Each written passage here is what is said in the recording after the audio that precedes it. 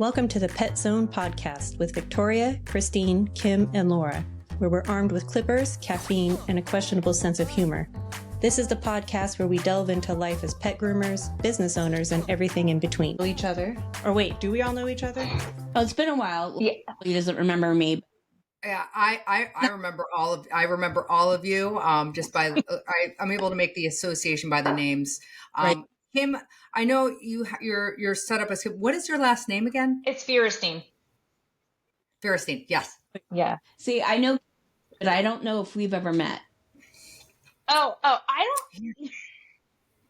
Probably not, but maybe potentially in passing at Pasadena. But it's been a long time since. Yeah. Well, I haven't been to Pasadena since 2019. So, and then I left California. Yeah, 2020 was my last Pasadena. Was my last Pasadena trip. Yeah. What time? I think it was 20. Actually, no. I think I did one actually. 2020, 2023. I did one. Did they do one in 2020 because all the COVID stuff? Well, so this was in February, so it was pre-COVID. Oh, so it was then in the that middle. was the last one I went to. That's right. Yeah. So I remember in New York, in December and January, people started talking about this. But people weren't not. I would say most people weren't really taking it seriously. The first time I had a client and I went to go shake their hands. They're like, yeah, it's not the climate for that. I just got back from Europe and like something's going on. A lot of people are getting sick. And I was like, cool, I'm not sick and I'm not really like worried about being sick, but okay, I want to shake your hand. Yeah. Like it's fine. Then in January, more people started talking about it. February, it was a buzz, but again, it wasn't a buzz kill yet. Yeah.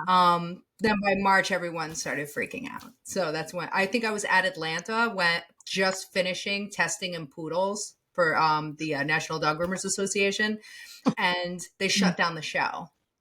And I was just like, I was traveling with Martha, and we went out to eat, and we ironically called it like Martha Entiel. She does hen stripping, and we went out to dinner with friends with I can't, it was like 30 people, and all the menus, the whole restaurant smelled like bleach because everyone wanted to work. So everyone had to extra clean.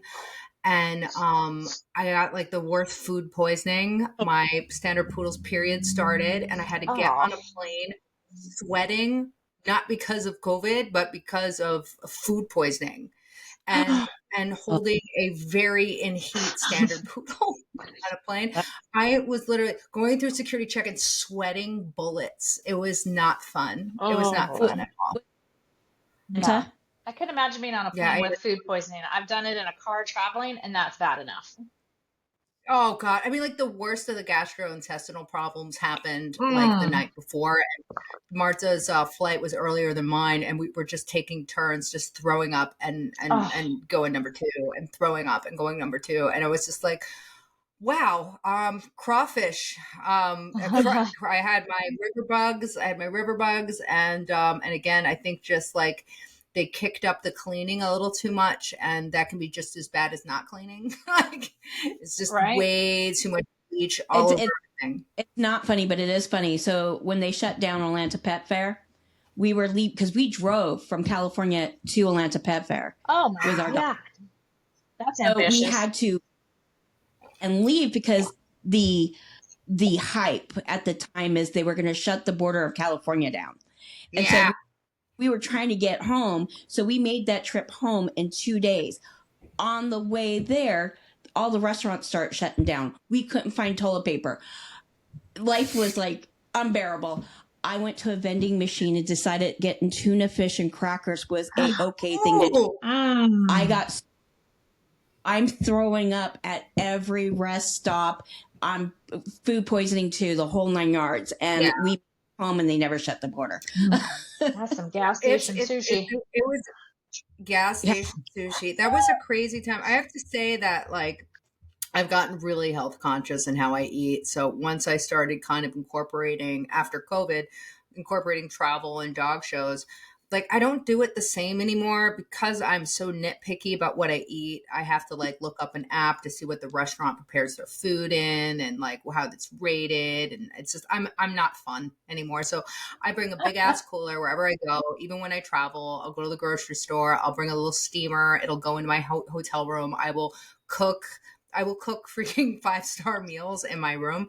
And thing I notice is like my health amazing when my body feels amazing. But what sucked was, man, I miss friends. I miss having people around. So I would make it a point where I would eat just enough, but I would go to the restaurant with friends so we can connect. And I'd order something really insignificant. Like, I would order like a mocktail because I also don't drink alcohol anymore. So like it's amazing how much food and alcohol connect us. And when you remove those things, even if you're somebody's best friend, you've impacted your relationship and your ability to connect with people. It's really weird. Absolutely.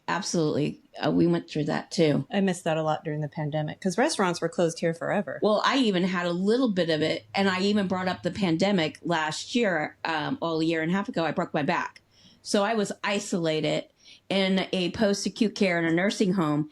And I had an older, she was seeing dead people and, it was, but then people don't go visit it. And I was like, then I went home and stayed home. And Victoria was like the only person I was seeing besides my husband for a while.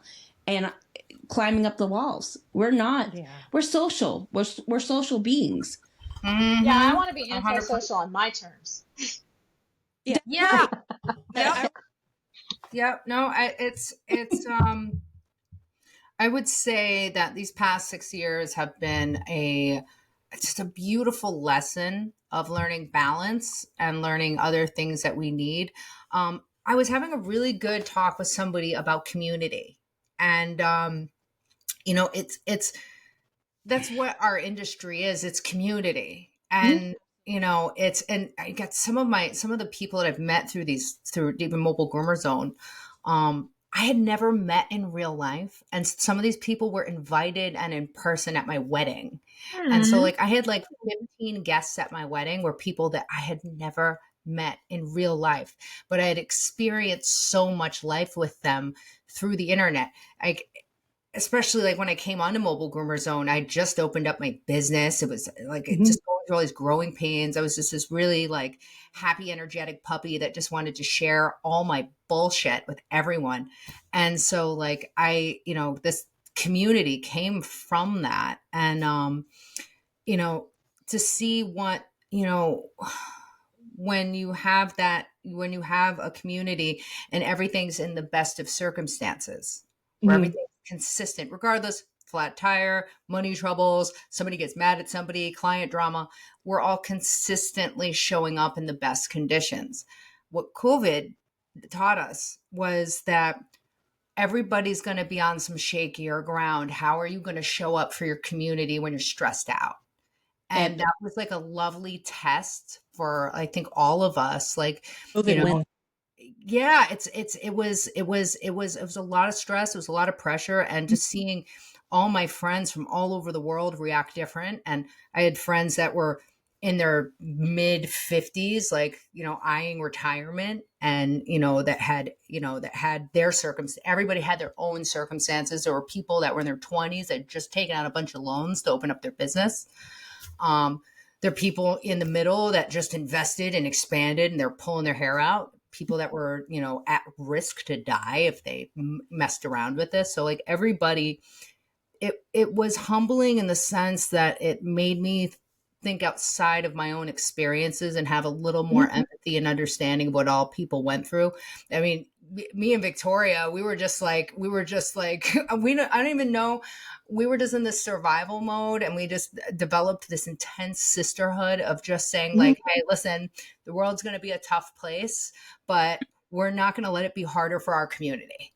Well, and there was so much weird information out there about groomers work, what county you're in, state you're in. Every other state. I know about ours mostly of it was, if I went across the county line, I could be shut down. If I went over here, I was fine. And over here, we're great. Damn thing. It was nuts. Yeah. Victoria knows me with the battle, but in Orange County, we weren't shut down. We just had protocols we had to put in place. Mm-hmm. Such misinformation saying we were shut down, and my husband went on, and Victoria went on and said, we're not shut down in Orange County. Yep. This is what we do. And we were in contact with the health department. Yeah. And in fact, my husband got on first name basis as they were now buddies. But he was calling them up, and they're like, no, as long as you do this and this. In fact, John said, how about if we do this? And the guy from the health department goes, you know what? We're going to put that on our list. That's a great idea. So we were feedbacking with them. When I went online and said, you can open up, you just have to follow these protocols, I got attacked. And then people were calling the health department to turn me in. Yeah. They called the police department. That was something in my area too. And bananas. And then, to make matters worse, there was a groomer who went online, bashed me for being open, went to one of my customers on a public place and told her not to go to me anymore. When she opens up, you can go to a health conscious groomer. Oh, geez. Well, then I went on and I said, can you please call the Orange County Health Department and find out if you... No. Following week, she opens up her doors, but right before that, she goes, oh, I guess we can open. No apologies. Yeah, nothing. I mean, honestly, fear makes... I was a lot more angry during that time because there was a lot of that going on. We were allowed to open, but I was not willing to accept that. Whether there is a pandemic, whether the powers that be are rewriting what they're going to allow or not, these animals still need care. So my reaction was, cool. If this is what I get cuffed and stuff for, I know in a couple of years they're going to be like, oops, our bad. Here's an apology. Yeah, if I'm going to get cuffed and stuff, if I can't sit at home expecting that, hey, I have clients that don't know which end of their dog is the butt and the face. Their lives are very different. They focus in different things. They have different stresses. They don't know how to take care of their dogs. They're not. And so that, so like I have clients that are completely dependent on not me in particular, just the service. And so I wasn't willing to accept no as an answer. And I granted in New York City, they were pretty cool about it. They said, hey, if you're a single operator, you're working by yourself, then, you're free to do what you can do. And when I spoke to members of boards, I remember speaking to I think Homeland Security was where Victoria finally found the nail on the hit the nail perfectly, but spoke to all these different departments. I remember one representative I spoke to, it was great. He had said, well, do you have cleaning supplies? You got to clean. I'm like, sir, I don't mean to sound like a complete and total jerk here, but we deal with zoonotic and non-zoonotic viruses and diseases. If I wasn't cleaning before this, there would be a big problem. Of course, I clean. I have kennel salt. I have bleach. I have all these things on stock that I order like every 3-4 months. So like I have a back stock of all this stuff, and we obviously clean. The difference is I'm not going to be hugging my human clients right now. I'm not going to be getting all up in the grill piece right now. And then he laughed and he's like, wow, I didn't really think about it that way. So they left us alone. And as dog groomers, like we're like the tattoo artist of like the hair industry. So it's like people, I think what frustrated me the most, and again, I'm not pinning this on anyone in particular, but me and Victoria had spoken about this quite a bit. We had spoken that we had invested thousands of dollars, thousands of hours into the idea that we were an essential business and that we were essential in our services. We took certifications. This is what this whole industry was built on. So what frustrated me to no end is it got a little scary. And instead of the community saying, you know what, I can't take the risk, I can't be open, but I can trust my friend that's open, that she's going to poach all my clients and that she's going to take care of me. And that's where the community was supposed to come in. Now, there was a lot of that in my city, which was cool, But outside of my city, there wasn't a lot of that. And it was really, it really hurt my little feelings a lot. I got really mad. I got really emotional about it. Fast forward to now, I can look at the perspectives of the people that let me down.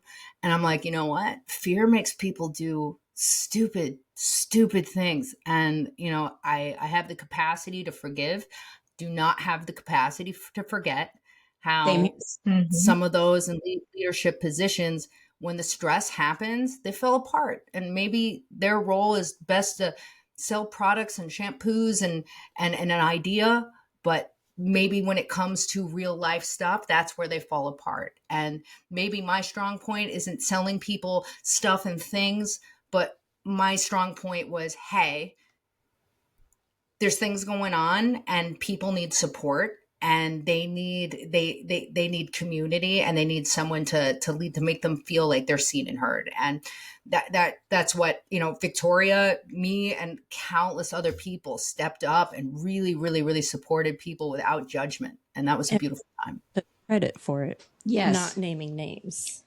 Oh, Well, yeah. I may have. Oh, sorry. Go ahead. Go ahead. I would say that was the hard part about for me, because I was technically in LA County. And even though I was on the border of LA County and Orange County, I had like this many Orange County clients and this many LA County clients. And people were calling mobile shop. If you tried to hide and open, nope. No, because we had Long Beach Health Department, and they were knocking on doors, and they were giving you $1,000 tickets if they caught you. So it became you couldn't risk $1,000. You're like, I'm not even making $1,000. I've got clients who won't come to me. So, and for me, having a giant pink trailer, kind of can't hide that at the time. So I was like, I ended up parking in my backyard, and I had a lot of clients who brought their dogs to me. Yeah. Because I was like, I got to work, guys. You're not paying me to sit at home. No, and honestly, even if they were, the animals still need care. Right. The need doesn't go away. Yeah. And that's what we have created, you know, through evolution of humans having more spare time to do other things. 20, 30 years ago, people shaved down their dogs themselves. And honestly, grooming was a luxury thing. People did, oh, it's Christmas. Let's grow her out from October to December. Then we're going to get a real proper groom. Yeah. That's how shit went down back then. We have made people, I don't like to criticize people for being lazy. If I'm out there in corporate America freaking making big bucks, I'm not grooming my dog. You pay somebody to handle the yard, to handle the laundry, to fold your panties, to do all that. Like, when you exchange money and time, this is what happens. So we have made society extremely dependent on their animals' care, and they don't know. Yeah. You know, so I don't criticize people anymore for it. It's just like, you can't just say that there's a pandemic. Your dog groomer who's sitting at home losing her shit right now because she's at home. Right. A lot of us have a lot of issues, and the reason why we do what we do our jobs is it makes us feel good to touch an animal, and that's how we deal with our stuff. So it's sad to criticize people. People are dependent on us, and that's just it. We had a lot of customers that had cancer or other health issues that they had to have their dog done regularly. Otherwise, their health. And I actually had a client, when I was trying to find out if we could open, she's like, I don't know. I just need you to, because I can't have her dirty. I have a poor clean, and I need her to cuddle with me because she's pulling me through this. And I actually said, can you write that down for me? And she wrote it down. And when we were first dealing with the health department, when things were still iffy, I'm like, see, we're essential. And the guy's like, you know, I didn't even think about that, but you're right. You know, my mom has a little dog and she was fighting cancer and the whole thing. And people just don't realize, because we don't think outside the groom, but trickle effect. And we, like you said, back in the day, it was a luxury to get your dog groomed. Now, the industry made it a necessity because we realized the health benefits for the pet and also the people. Yeah. I honestly, I didn't even, it feels so good to have this discussion and this kind of format, because it's so hard when we're in our Facebook groups and you're having these types of conversations via message. Like list of my questions out there or something, because it's like you're hitting on my bullet points. I'm in your head. I'm in your head. We're connected. We didn't just survive 6 years of what we just went through, and I can't get into your head. I know. Don't mind me. I'm going to play with my view here for a second, guys. Oh, but I'm here. Yeah, no worries. It's hard to have these conversations via message. It does, because the message gets sent. There's no tone. There's no emphasis on emotion. And then 80 people see that message. And again, as Mobile Groomer Zone used to be 800 flipping people, then it was 1,000, 2,000, 5,000, 10,000. It's grown so quick, and it's no longer where we have the platform of, hey, Facebook, this is an America thing. Every other country has their own version of Facebook. No, it's like we went from middle school to high school to world school. So like there's so many different perspectives. I want to say, as like, I used to be a very active social media bunny, and I would speak, I would barely listen. I was always just shooting out all my ideas. And these past couple of years, I've just been reading, learning, ingesting, and learning the new environment, because it's so crazy just how much just this one community has changed and evolved in just the past like 5 years. Well, so how do you get back to a place where people read or listen? Because I truly feel like, if, you know, when people disagree, and we'll just pick with shave, don't shave a dog, right? That's a universal. You in a grooming group, ask, hey, this guy wants me to shave a Great Pyrenees. What do you think I should do? And then you just get the fighting. Instead of people just being like, hey, cool, you do that. That's your jam. I do this. This is my jam. Or even on another level of, why not ask people like, well, why do you think that? Because usually if you ask them why and you understand where they're coming from, their perspective, it helps to not make you feel like you're insane and they're just a troll that's not a real person or a bot you tear apart and say horrible things to. I know. We need to get back. You know, I thought even the science on that had changed, where they're like, maybe it's not regulating them in the ways we thought it was. Because isn't that usually what it has to do with? They're like, oh, that's how they regulate body temperature. And it's like, I've personally seen dogs literally behave differently when their coat's shaved off. I've been to the conferences, and it's funny. I witnessed a veterinarian that I know from here at the veterinarian conference. I was in the back of the room. This is the one that anytime anyone shaves anything down, he blasts them all over. And he was asking a question to the speaker about shaving down the dog, and he was wishy-washy back and forth. And someone also told me sometimes he says it's fine, and sometimes he'll say it's not. And the speaker actually said, well, if the groomer does it, you could just blame it on the groomer.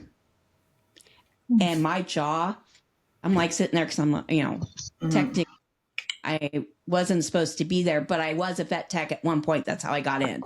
Yeah. But it's I was an entire system of blame the groomer. I blame the groomer. And when he walked by, he looked at me, he goes, what are you doing here? And I said, don't you remember? I'm a vet tech. In fact, I've helped you out a few times. And I just looked at him dead in the eye. And yeah, we don't have a great relationship anymore. But it's definitely an issue. When you go to these conferences and you see the other side above us, it's hard. It's really, really hard to not buy into that. What's it or whatever of the big pharma thing, because you're starting to see some of the behaviors when you go to those conferences that we fight, and we're like, no, it might be just us. We might be perceiving it wrong. The vets don't really say that.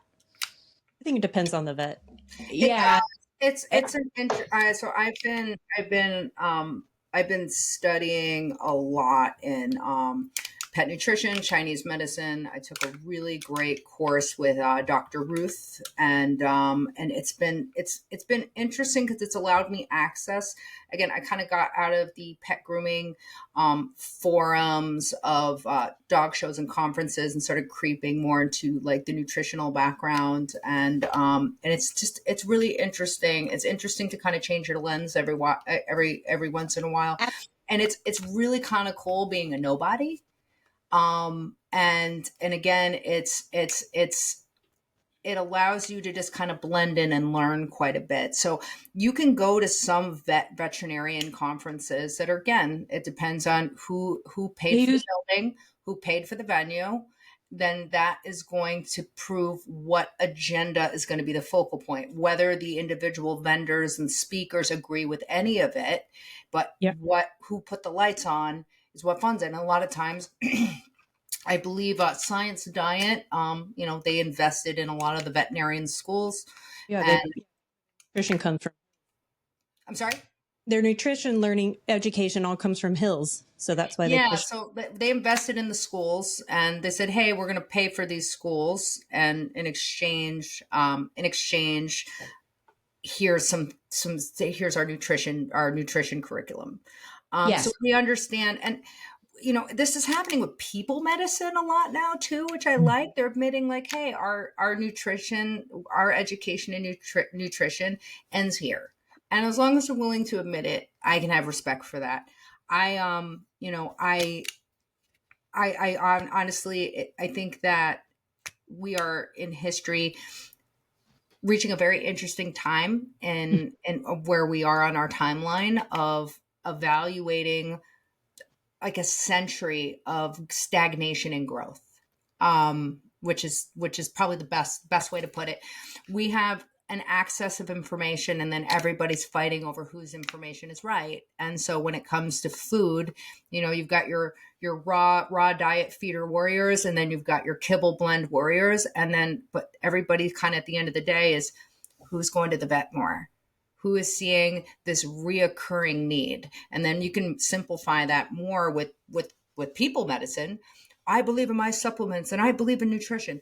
I believe in modern medicine. I believe in Western medicine. Who's going to the doctor more? How many prescriptions are you on? Some of these dogs are on more prescriptions than their moms and dads. And it's just, I understand it's an entire topic in its own that literally could deserve its own channel. But I have a lot of hope because there is a lot of doctors, both in human medicine and veterinary medicine, that are pumping their own brakes and saying, there's a problem. Yep. There's a problem. We can do better. We need to do better. And that's why I'm a big fan of Dr. Ruth. Dr. Ruth's work, she cracked open the crock pot diet.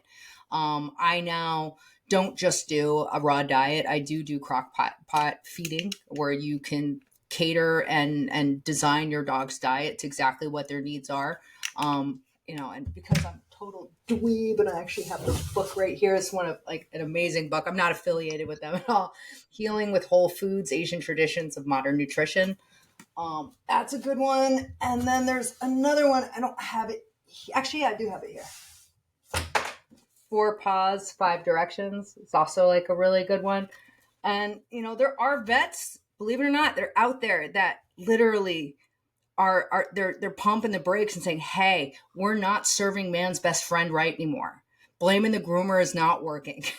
You can only blame us for so much. I stopped plucking ear hair and stop doing anal glands, stop messing with the ear biome. And every vet was like, how come you're not doing these things anymore? I bump into them in public, and I'm like, because I got sick of getting blamed for ear infections and abscessed anal glands. You're the doctor. You can go inside. I'm the groomer. I deal with the outside. Yep. We started doing the same thing, and we started, we have a veterinarian down the street. We have a lot of good vets around in the area. We really do. Same. We do. And they do try, but every once in a while they'll blame us. So when we were plucking the ear hair way back when we were getting blamed for it, if we found an ear infection and we cleaned out the ear, we get blamed for it. So we we start listening to it. We just clean it out. We don't pluck out the ear hair. We will trim around it, but we don't pluck it out. And that same veterinarian that was blaming us for the ear infections before then was saying that we were causing the ear infections by leaving the hair in there. And I'm like, no, because we took pictures of what the ear looked like before, and we gave it to the client. We said, you give it to your vet. This is what the ear looked like before with the hair in there. Something chronic going on. Turns out was an allergy thing. And, but he was blaming us. So he called me up personally. He goes, why are you not pulling out the ear hair? I said, because we're damned if we do and we're damned if we don't. Mm-hmm. And I go, and I go, the new science says you don't pull out the ear hair. And this is why. And he got quiet for a moment and he goes, you're right. You're right. You're 100% right. It does do that. Okay. Now him and I have a better understanding. And ear infections at the shop, we don't get blamed for them anymore. Yeah. I've noticed a complete turnaround with infections. And, also there's a lot of personal responsibility when I have people that ask, I'm like, listen, you can't outpill a bad diet. It's the same with their dogs. And I'm not going to tell, I tell people, I'm not going to tell you how to feed your dog, but the nutrition aspect is a complicated, it's not fast. And that's why it's not popular. It's easier to say, what cream do you have? What shampoo do you have? What process do you have? I don't care if you have 15 TheraCleans going. If the diet's crap, everything else is going to be crap. And I got really tired of watching my dogs in a state of decline and said, cool, I'm going to buy this shampoo. I'm going to buy this product. This is going to make a difference. And while I love that, I'm an aging millennial. I love vapid consumerism. The product isn't going to fix the problem. Yeah. It's the environment. It's the diet, our modern lifestyles. The dogs are just us on a hyperloop. Yeah. So we've been watching their decline faster than our modern decline. Their decline is I think their speed of aging is 10 times faster than ours. So I think by the time they're 2, they're 25. Yeah, they changed the formula on how that's done, and a lot of it had to do with the way we were feeding them. So that 7 years to, I think, is it now 10 years? Wow. For every year? Something like that. I forgot what the formula changed to, but it had. And also premature spay and neuter has definitely. I am so happy to see more vets these days that are like, no, we're not doing this anymore. They're encouraging people to, hey, suck it up. You're going to have to be a responsible pet owner for the next 2 to 3 years. There's again, I'm not an expert at being able to speak on this, but there is a process even with the females where they're not completely just cleaning out the whole system. So it doesn't kind of just jam them right into menopause. Their hormones? What? Yeah, no, it's amazing. The more money that gets thrown into these things, the more things that they're learning. I have and the same thing with the males. They don't fully just remove the testes. They do an implant into the testes. It's supposed to actually help them psychologically not feel like they've just lost their boys. Such men. They're such. Yeah, Kylie. I just can't let go of them. Let go of those balls. Yeah, exactly. So it's an interesting time to be alive. It's frustrating if you're dealing with anyone, whether it be a colleague, whether it be a colleague or a peer or an associate that's a veterinarian in your support network, if they're not continuing their education and they're just stuck on what's working, it's hard to have a conversation. Yeah. And it's even harder to have that conversation online. Yeah. Via text message. And that goes for us too. Yeah, big time. I remember when I was first coming into the industry, and this was a humbling thing that I experienced. First coming into the industry, and I had all these new ideas, and I was working for someone else, and I was like, oh, we got to try this product and this product, and I could just see the annoyance of my boss's face. She's like, we got what we need, we good. You want to spend your own money on this bullshit? That's fine, but dogs have problems. You're paying for it. This was in a time where if you nicked a nail, if you did something wrong, the owner would pay through the nose to make that client happy, but it was coming out of the employee's paycheck. These were dark times, but this is just how it went. That's why I became such a careful groomer, because my bullshit paycheck would get eaten up by vet bills if I kept making mistakes. So anyways, where I was going with this was I was always excited and she was never excited. And that's what encouraged me to open my own business, because every boss I worked for, they never wanted to change it. They're like, this is what we use for degreasing. This is what we use for conditioning. This is how we de-shed. I don't want to see you wasting your time doing this. So I got really bored and I opened up my own business. And after my 10th year of doing this, I had a younger groomer with less experience that I had hired, that I decided to apprentice and take some time on. And she's zipping around the trade show, going to all my peers, picking up all these things that she wants to buy. And I was like, I felt my old boss come out of my mouth and say, we're good. Listen, you can, if you want to spend your money on this nonsense. And I stopped myself and I was like, buy whatever you want. Yeah. Because I realized like who I was becoming. Like, it's easy to say that, cool, what we came up with in our generation or time frame of when we were continuing our education, that this is it. This is the stuff. This is the best stuff on earth. And there's not going to be anything that's going to top it. But then the next Jenny comes in and they reinvent the wheel a little bit smoother. And if we keep our minds closed, then we're no better than the people that we criticized. Well, absolutely. And I don't even know if it's so much like the next generation, because they come in, they're more willing to try different things. And as somebody who's 51 years old, I get the whole, sometimes you get stuck in your ways and you're like, I don't want to change this. I gotta figure this out again. God. Exactly. It's hard to challenge things new when right. But you don't think about, I mean, I do now, but you don't think about that so many of these manufacturers, they change ingredients. Like for me, moving from California to here to Idaho, I had to change all of my shampoos because what I was using in California did not work well up here. So I had to go through some stuff and change it out. Yeah, like, I have also found that shampoo companies, and this has all been spoken with publicly in the forums. When you get a shampoo, everything's perfect. It's like a new relationship. Everything works great, man. Your grooms are on point. Dry time is quick. Clients like, oh my God, he's been smelling amazing for like 6 days. I threw up on him. He still smells great. Keep using whatever you're using. And what's so frustrating is like, you'll swear on this product. You will sing to the moon. You'll tell everyone to buy it. You'll be invested emotionally in this product. And then they sell to another company and they move on to greener pastures. And then all of a sudden that rash, that obnoxious rash we all get when you're using a harsh chemical detergent shampoo, your nail beds start peeling up.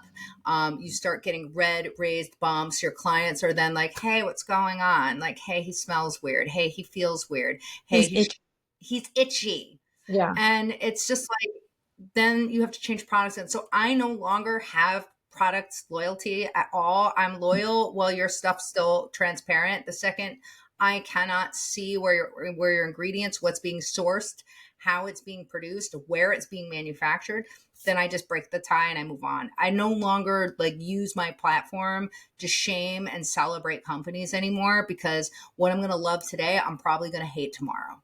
And that's just kind of where we're at with things. I'm a big fan. I did learn how to make shampoo. And I think all people, when you, I'm still in New York, but I also live in Strasburg, Pennsylvania part-time. So there's like this rites of passage of coming to Strasburg, Pennsylvania. You're going to get into making soap and you're going to get a sourdough starter. Oh my God. And that's exactly what happened to me. So I got really into making shampoo and it was amazing. I loved it, but it's a labor intensive process and I could not mass produce it.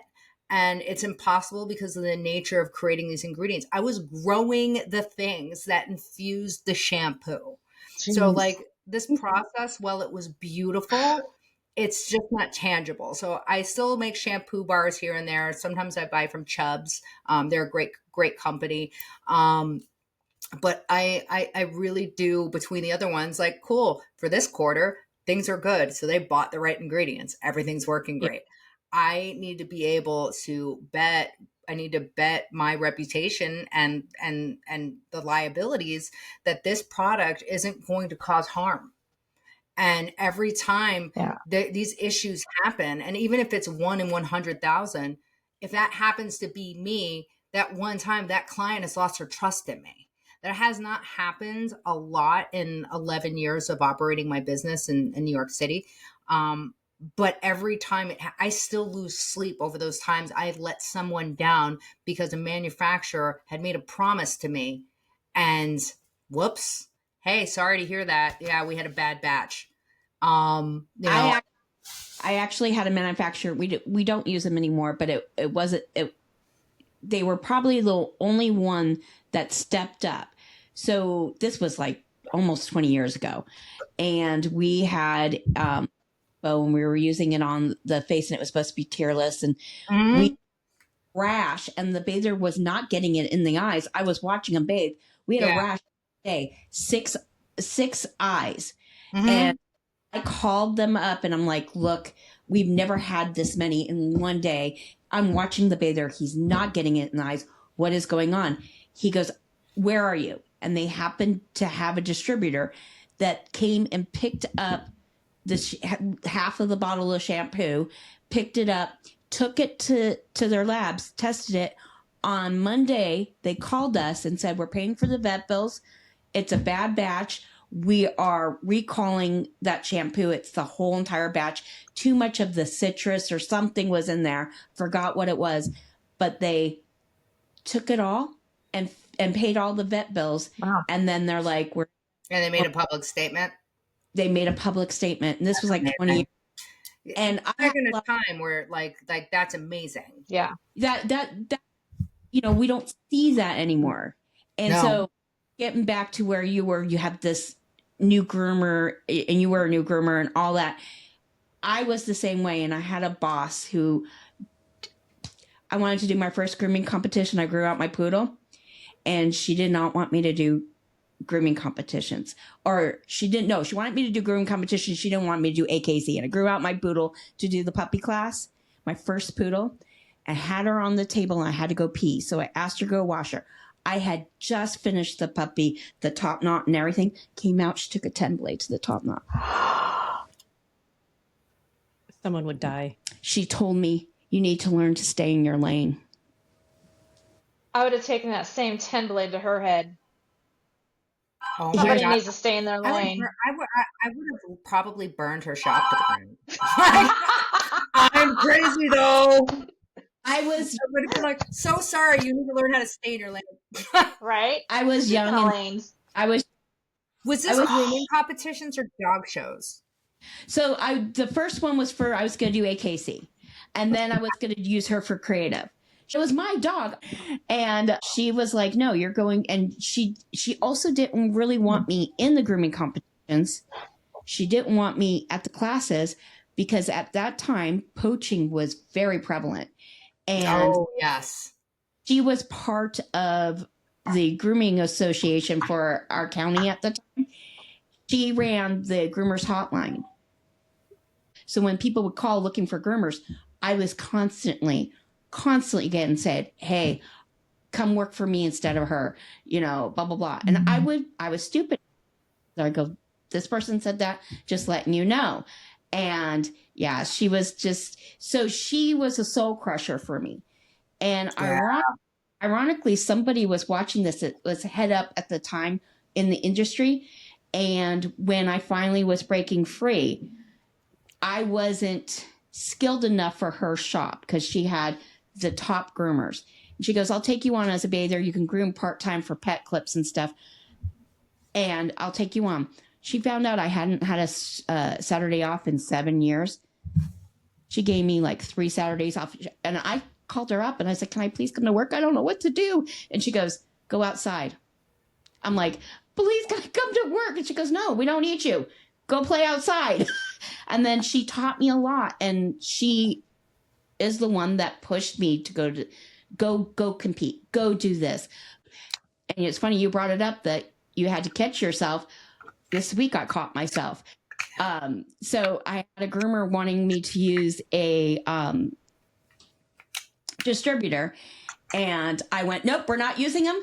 And it wasn't because I didn't believe in the product. It was because of the customer service. And then I went, wait a minute. I said, their product isn't bad. If you want to use it, that's fine. But I'm going to tell you, I've used it and their customer service isn't great. And I have a problem with their customer service. But if you want to use it, it's fine. But if it goes south, that's on you. Yeah. Because I'm done. I'm turning it to the old boss. Yeah. No, it's definitely it's an interesting evolution to watch. I'm 42 and I came into this industry when I was like 15. I did not come into the competition world or or speaking, teaching, any of that stuff until I was like 32. But so I apprenticed the old fashioned way. I ended up going to grooming school at some point. And what was interesting about grooming in the 90s, and in the early 2000s is it was a different planet. And the way that let's say like the silent generation, the greatest generation, the silent generation, and the boomers, which when they were younger coming into that, it was a very different environment. There wasn't a whole lot of community. There wasn't a whole lot of friendly banter. There was like here and there, but like everyone was just talking shit about everybody. Like everyone was really competitive. If somebody found like a secret that could make, like, I found this little trick. If you mix this and this, it makes this and it's beautiful. Nowadays, people like, look at this wonderful thing that I do. I want to make this easier for everyone. No one was sharing their secrets. So here's what, like guarded to death. I'm 56. You're not much older than me. I've only got 17 years under my belt. I no one here. I don't know if it was the garden hose water or the Flintstone chewables, but we all look pretty good. We all look pretty freaking good. Sorry to interrupt, but literally everybody looks great. It's got to be the garden hose water. It was definitely. I ate a lot of those as a kid. They were so good. Right. Well, I always say that today's organic was just our natural food back in our day. I know. So well, in the when I was growing up in the 80s, we had shops that were a couple of miles away from us that were our friends, and if we were behind, if anyone was behind, hey, you got anyone you could spare? They would come and we went to dinner weekly. We were friends. 90s hit, and everything changed. And it was like, I would say 90, 92, 93 is when I started to notice people, you were their competition. Why would they come and have dinner with you? Why would they come and have a chat? And I had just got married and I was calling up people and saying, hey, would you like to meet up and blah, blah, blah. And they'd be like, why? You're my competition. No. And so that shift changed. And so I got to see it. And then I remember in the late 90s telling my husband, God, I miss, and mind you, I miss the days when everybody would just help each other. And I think that's what kind of drove me to going to the competitions and the shows and stuff, because I felt a little bit of a community, even if it was only temporary. Yeah. With the dog show world, what's funny, I'm going to reference an old movie. Does everybody remember Flash Dancers? The scene where Jessica Spano, I forget her actual actress name, but she'll always be Jessica Spano to me. She's on the stairs and she's the understudy for the main chick. And she's like, no, I want to snag that position. So she's got some pearls in her hands and she drops the pearls and then the girl wipes and then she is now the star. So I will come back to that reference point later. So when I first entered into the competition world, I saw the community and I saw the friendliness and I saw that, but at the same breath, I would say more so in creative than in any other industry. And I know Gabby, not Gabby, sorry, Victoria. I know you can, in my head, I always say Gabby when we're interacting online. I just always refer to you as your last name, but Victoria. I know that you can comment on this of what you've seen in creative. I was very behind the scenes for creative, helping people. And so I saw very quickly how competitive in a hateful way it could get. There's the big happy family group, and then there's a I'm going to throw some pearls on the floor so Yes. you wipe and you can never compete again. You could literally see the evil. There's no one way to put it. It's just seeing like it's supposed to be a happy thing, and it's just like I think with creative, like what those competitors go through. It's not like, oh, this for the next 2 months I got to practice this. It's a year commitment. Yeah, it was a year commitment of prepping, carving, and the color, and then having to walk around, like keep the hair intact. Like I'm not saying that this department of competition is harder than this. It's just very different. But it's I think you're muted, Victoria. Oh, talking to the microphone. Yeah. So it's it was a very, very, there was a lot of community and love and family, but at the same token, I wouldn't put it past somebody pushing somebody down a stage. And I honestly, I would not say this like in a media company at a dog show, but I could say this safely from my home that literally people be chasing trophies and will push a sister down the stairs. Like I don't doubt them. I did creative. I was in Atlanta, and we moved creative from Sunday to Saturday because they were shutting down the show. That was the last time I did a creative grooming competition, but I did it for years. And most of the creative groomers out there would totally help you. Yeah. There is a few, yes, they'll push you down, but you learn real quick who they are. Yeah. You watch your back. But then the other ones, so I ran out of something and my black Indian ink spilled. I had 3 groomers. Here, use mine. Here, boom, boom. Here, you want some glitter? Agreed. That's how Sandra Hartness and I became friends. Yeah. And I was panicking. I didn't know who she was. I didn't know her. And her husband comes over with a tray of glitter, and he goes, "My wife overheard that you needed glitter. Here, take from us." That is how we became. It's been my experience. Like in every department, I did abstract for the first time. Everybody was really cool, but again, I'm like the happy, peaceful hippie that forever in entry. Everyone was always very kind to me, but as a result, I'm able to see everything I'm not a threat to anyone, so I'm able to see the full spectrum of how ugly it could get. For example, I liked competing in things that this is my first time doing it, and I'm doing it in a competition. I know I'm going to bomb it, but this is going to be the most efficient, inexpensive lesson of how to do something perfect.